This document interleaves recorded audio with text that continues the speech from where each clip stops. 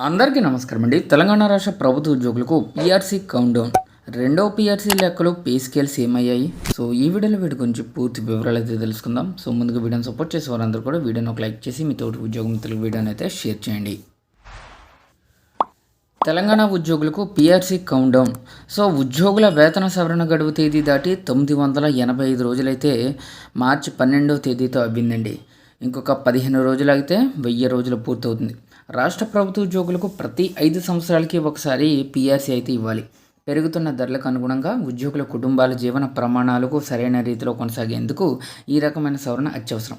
లేకుంటే ఉద్యోగులు మరియు వారి కుటుంబాల్లో అశాంతితో పెరగడంతో పాటుగా అవినీతి ప్రజ్వరిల్లే అవకాశాలు పెరుగుతాయి.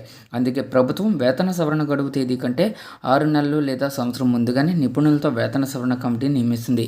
ఈ కమిటీ ఒక వ్యక్తి బతకడానికి అవసరమయ్యే సగటు ఖర్చును మార్కెట్ ధరలతో లెక్కగట్టి ఒక కుటుంబం నెలవారీ ఖర్చును అంచనా వేసి ఉద్యోగులకు ఎంత శాతం వేతన సవరణ చేయాలో సిఫార్సులు చేస్తుంది. ఈ సిఫార్సుల ఆధారంగానే ప్రభుత్వం ఉద్యోగులకు వేతన సవరణ చేస్తుంది. ఇది ప్రతి 5 సంవత్సరాలకు ఒకసారి జరిగే సాధారణ ప్రక్రియ. తెలంగాణ రాష్ట్రంలో ఉద్యోగులకు రెండవ వేతన సవరణ 1/7/2023 నాడు మనకి అమలు జరగాలి. ఈ సవరణ జరిగిన వేతనాలు మళ్ళీ 5 సంవత్సరాల వరకు అంటే 1/7/2028 వరకు అమల్లో ఉంటాయి. కానీ తెలంగాణ రాష్ట్రంలో వేతన సవరణ కమిటీ ఏర్పాటై నివేదిక రూపకల్పన పూర్తయినా ప్రభుత్వం ఆ నివేదిక ఊసే ఎత్తడం లేదు. 5 ఏళ్ల కాలానికి అమలయ్యే వేతన సవరణలో ఇప్పటికే 2 సంవత్సరాల 9 నెలల కాలం పూర్తయింది. ఒకసారి ఊహించుకుందాం. 1/7/2023 నాడు రాష్ట్ర శాసనసభకు ఎన్నికలు జరగాల్సింది. కానీ ఆ ఎన్నికలు ఎప్పుడు జరుగుతాయో తెలియకుండానే సంవత్సరాల కొద్దీ వాయిదా పడుతూ ఉంటే ఎలా ఉంటుంది? సో అదే విధంగా మనకి పీఆర్సీ అనేది ఇవ్వాల్సి అయితే ఉందండి. ఇప్పటికే 985 రోజులు పూర్తయ్యాయి.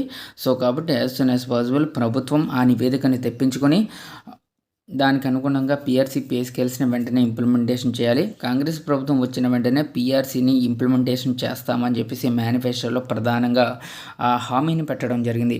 ఉద్యోగులకి సంబంధించి ఇప్పటికే చాలా నష్టపోయారు పీఆర్సీ పే స్కేల్స్ ప్రకారంగా. సో వారిని వెంటనే ఆ పే స్కేల్స్కి అనుగుణంగా వారి యొక్క శాలరీస్ అయితే ఇవ్వాలని చెప్పేసి ప్రభుత్వ ఉద్యోగులు కోరుతున్నారు. సో ఇదండి వాళ్ళ తెలంగాణ ఎంప్లాయీస్కి సంబంధించి వచ్చిన తాజా updates. For more updates subscribe our channel. Thanks for watching. Have a nice day.